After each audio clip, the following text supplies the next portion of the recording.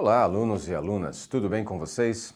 Professor Sidney aqui para comentar as questões de língua estrangeira da Unesp 2021. Você que prestou a prova da Unesp e fez a prova de inglês deve estar aí pensando, será que acertei, será que errei? Você confere e descobre aí alguns porquês, né? Então, a prova da Unesp sempre tem aí uma característica, né, de diversidade de textos, textos curtos com uma única questão, textos mais longos com 2, 3, até mais questões, é mais raro, mas acontece, gráficos, ilustrações, tudo aí quando a gente fala de texto, na prova da Unesp tudo é texto, né? Cartoons, tudo é texto, né? Então cartazes, o que você imaginar aparece ali nessa prova, ok? E aí aquela leitura sempre com cuidado, né? Sempre com certo esmero, para que você consiga resolver. E outra característica também a respeito da prova da Unesp, no que diz respeito a inglês principalmente, é que o inglês acaba caindo em outras disciplinas também, né? Então aparecem textos em inglês em outras disciplinas também, mostrando aí a importância, né, do conhecimento de uma língua estrangeira para que você se dê bem numa prova como essa e já aí anunciando que adiante na sua carreira a língua inglesa vai ser algo necessário, independente da carreira que você siga, né? Porque ela já está presente em outras disciplinas também. Bem, vamos ver qual foi aqui o texto da primeira questão. Um quadrinho, né? Uma brincadeira aí que se faz com pontuação. Olha lá. Então diz, o texto começa assim: Help a thief! Né? E aí para uma viatura, yay! Né? Aí a moça se estranha, né? Porque ela primeiro havia comemorado e Why aren't you arresting him? Né? E aí ele responde, Come, lady! É claro que na linguagem escrita, isso não acontece, na linguagem falada, isso não aconteceria, né? Porque ali no primeiro quadrinho, onde ela fala Help a thief, né? Na fala, naturalmente, nós diríamos Help a thief, né? Então, haveria uma vírgula, ou pelo menos uma pausa, né? Então você primeiro diria ajudem, né, um ladrão, e não ajudem um ladrão. Né? Você não diria, ajudem um ladrão, né? Você diria, ajudem um ladrão. Então essa pausa é necessária na fala. Porém, como é que essa pausa é indicada na escrita? Através de uma vírgula. Vírgula que não está ali. Daí a brincadeira, né? Ela comemora e depois ela estranha ali no quadrinho de baixo, dizendo, né? Por que você não está prendendo o ladrão? E aí o policial diz, né? Vírgulas, moça, vírgulas, faltou a vírgula. Então não é ajudem um ladrão, é ajudem um ladrão. Tem que ter a pausa aí, né? Então, a brincadeira toda é em cima da pontuação, né? Que diz assim, para que a história tivesse um desfecho favorável à garota, seria necessário inserir uma vírgula após a palavra help, né? Então, e aí ficaria help a thief, perfeito? A próxima questão, né, já brinca um pouco aí com outra disciplina, brinca um pouco aí com química, não é mesmo? Olha lá, lê a história aí comigo. Two men walked into a bar. One man ordered H2O2. The other says, I'll have H2O2. E aí ele brinca, é claro, com a pronúncia da palavra to, né, no final ali, a última palavra do cartaz dizendo também, né? Então olha só, um chega no bar e diz, eu quero H2O, né? H2O, H2O, significa água.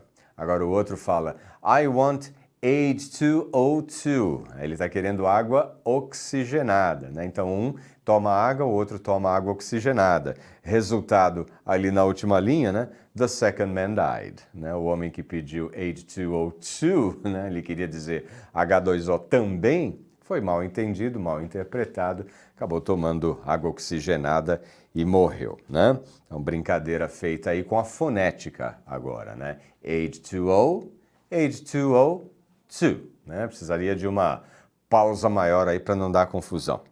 Então a anedota sugere que o segundo homem ingeriu um líquido tóxico em lugar de água, né? Líquido esse que seria o peróxido de hidrogênio, também conhecido como água oxigenada. Depois uma outra brincadeira aqui também, né? Um cartoon de Sophie Loren, publicado na conta de Instagram, né? toca ali o telefone e diz, I can talk now, I'm a dog. Né? Não dá para eu falar agora, sou um cão, I'm a dog. Contribuem para o efeito de humor do cartoon os seguintes recursos expressivos: paradoxo e personificação. Né?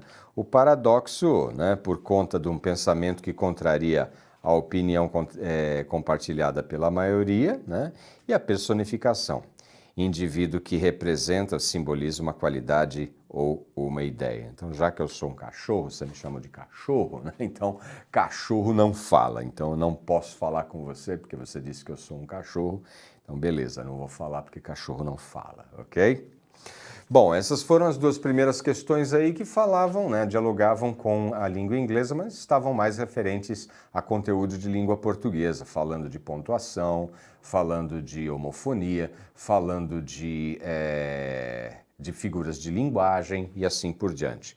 Depois, na questão seguinte, aí começam realmente as questões que estavam dentro da prova de língua inglesa, e aí nós percebemos, assim, um predomínio que vem realmente como uma onda, né, um tsunami nas provas de língua estrangeira, e eu estive discutindo com outros professores, parece que em outras disciplinas também.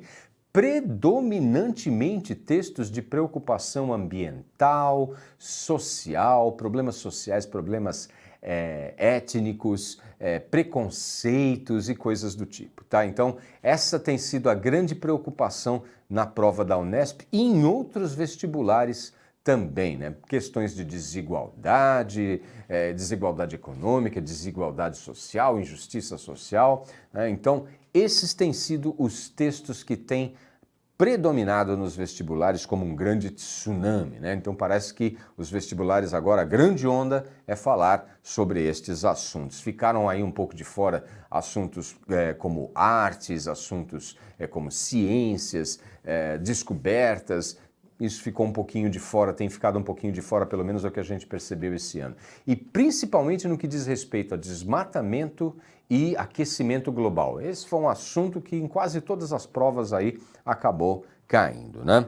Então olha só, aqui ele começa com When will the Amazon hit a tipping point? Né? Então esse era o texto, né, que falava ali sobre o desmatamento da Amazônia, só para vocês se situarem. Dá uma olhadinha aqui no começo, ó. Scientists say climate change, deforestation and fires could cause the world's largest rainforest to dry out. Então, aí, de acordo com cientistas, né, as mudanças climáticas, o desmatamento e os incêndios podem causar a destruição ou ressecamento das florestas tropicais. Um texto longo, né, até olha só aí, né, ele ocupa um bom espaço da prova, para aí depois a gente ir para a questão 21, que dizia assim, according to the first paragraph, the Amazon rainforest might eventually dry out due to climate change, deforestation and fires. Aliás, referente exatamente à parte que nós acabamos de ler ali no texto, né? De acordo com o primeiro parágrafo. Então, a floresta da Amazônia, ela pode secar por causa das mudanças climáticas, por causa do desmatamento e por causa dos incêndios. Então, aí, alternativa A, né? Como é um texto longo, ele segue com outras questões também, né? Por exemplo, a questão 22, exatamente sobre o mesmo texto. Então, according to the second paragraph, de acordo com o segundo parágrafo agora, né? A change in vegetation can be noticed by the expansion of trees adapted to drier climate conditions. Né? Então, outra característica também da prova da Unesp, aparecem questões em inglês e alternativas em inglês. Então, às vezes aparece em português, às vezes aparece em inglês, aparecem questões sobre vocabulário, eventualmente questões até sobre gramática chegam a aparecer na prova da Unesp. Ela tem uma grande diversidade de questões. Não são questões muito difíceis, como você pode ver, isso daqui está direto lá no texto, né? De acordo com o segundo parágrafo. Basta você ir lá no segundo parágrafo e ler, né? Uma mudança na vegetação pode ser notada. Isso está escrito lá claramente no texto, né? E que mudança é essa? O número de árvores, a expansão do número de árvores que são adaptadas a um clima mais seco, tá? Então, esse pedacinho aparece claramente lá no texto. Depois, olha só, questão 23, ainda sobre o mesmo texto, que diz assim, de acordo com o terceiro parágrafo, né, a floresta amazônica teve uma redução de cerca de 15% da extensão que tinha nos anos 70. Então, mais aí uma questão de busca de informação direta dentro do próprio texto. Também estava direto por lá, né? Dentro do mesmo texto, inclusive o pedacinho do texto é esse aqui, ó. Tree clearing has already shrunk the forest by around 15% from its 1970s extent of more than 6 million square kilometers. Tá aí, 15% de diminuição em relação à década de 70.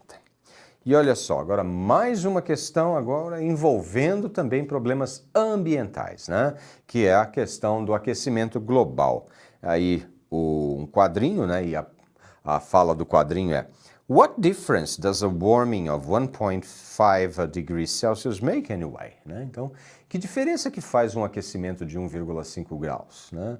Diferença, né? 1,5 graus Celsius, que diferença isso vai fazer?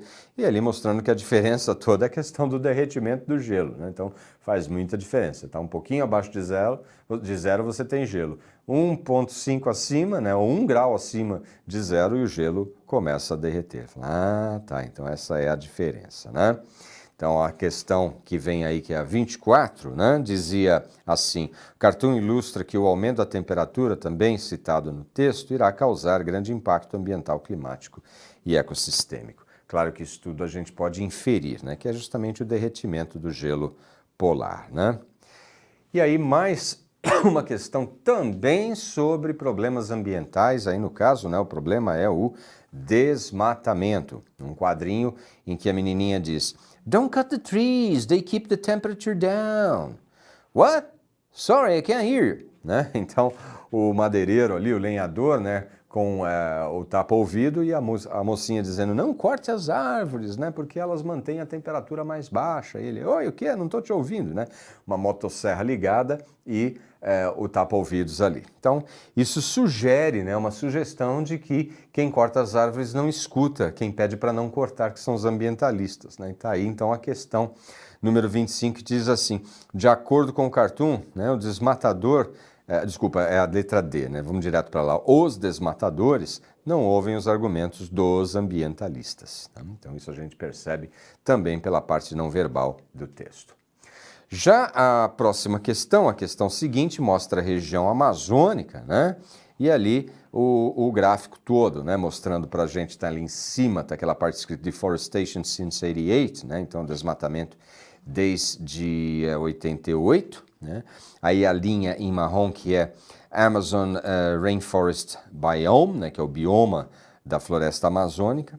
Forest Cover Indigenous Territories, então territórios indígenas e cobertura florestal. E ali em cima, né, em vermelho, você percebe a estrada e depois uma série de pequenas linhas, né, representando justamente uma espinha de peixe, que seriam as pequenas entradas perpendiculares à estrada principal, e que essas estradas indicam, né, que o desmatamento está sendo feito nessa área. A questão era justamente sobre essas pequenos ramais, né, que saem da estrada principal. E aí diz assim, né, lá, o retângulo destacado, que era aquele ali em cima, né, e seu texto informam que muitas vezes o desmatamento, letra B, né, ocorre em entradas perpendiculares após a construção da estrada. Então se constrói a estrada e aquelas pequenas entradas perpendiculares que se assemelham a uma espinha de peixe, né, porque entram dos dois lados, é ali em que ocorre, né, esse é o formato, esse é o modelo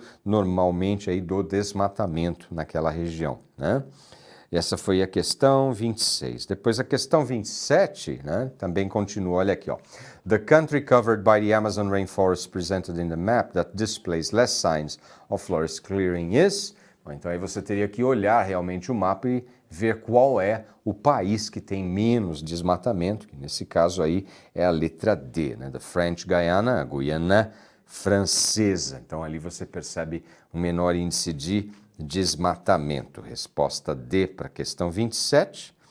Para 28, olha lá, no trecho, deforestation often follows a fishbone pattern, né? Desmatamento frequentemente segue um padrão de espinha de peixe, né? Fishbone. Então, essa palavra often, né, indica a ideia de frequência, letra E. Often, que é aquele advérbio de frequência, significa frequentemente, né? Então, um advérbio aí, é uma questão de gramática aí, propriamente dita, né? Que eu falei para vocês que ainda cai na Unesp, né? Depois um gráfico, né, mostrando aqui para a gente the business of climate change, né, e Living Planet Index Species Population, o declínio, né, da biodiversidade, o declínio das espécies, das populações das espécies em América Latina, Europa, Ásia, América do Norte e África. Vocês vendo aí uma queda acentuada, segundo, né, o mapa aí, principalmente na América Latina e na África, são os países que estão mais lá embaixo, né? Os outros talvez nem tanto, né? Porque já tenha ocorrido anteriormente. Seguindo-se aí um texto, só para a gente avaliar, né? A UN assessment published this week on the progress made in stemming the global loss of species made a depressing reading. Então aí um levantamento feito pela Nações Unidas sobre a diminuição da biodiversidade. E a questão 29 propriamente dita era a seguinte: The United Nations publication mentioned in the text provides bad news concerning biodiversity, que foi exatamente esse primeiro trecho que nós lemos, né? Más notícias em relação à biodiversidade, é o que a publicação menciona, a publicação das Nações Unidas, ok? Está logo no início do parágrafo que a gente leu. Depois, essa foi a questão 29, e a questão 30, que dizia assim, né? The chart, que é a tabela, shows details about the following excerpt from the text, né? Então, a tabela, ela mostra detalhes sobre o seguinte trecho do texto, né? Então, o texto como um todo, ele não fala de toda a tabela, ele fala de uma parte da tabela. Então, o que ele quer saber é, a tabela mostra, o texto fala de qual item da tabela, ou a tabela mostra qual item em relação ao texto. E a alternativa que nós temos aí é a A, né? Em Latin America and the Caribbean, animal populations fell by 94% on average during the period. Ou seja, na América Latina e no Caribe, a população de animais caiu em 94% durante o período. Alternativa A, portanto, citado ali no texto, ok? E é isso, pessoal. Espero que vocês tenham se dado bem nessa prova. Professor Sidney se despede por aqui. Muito boa sorte. Bye, bye.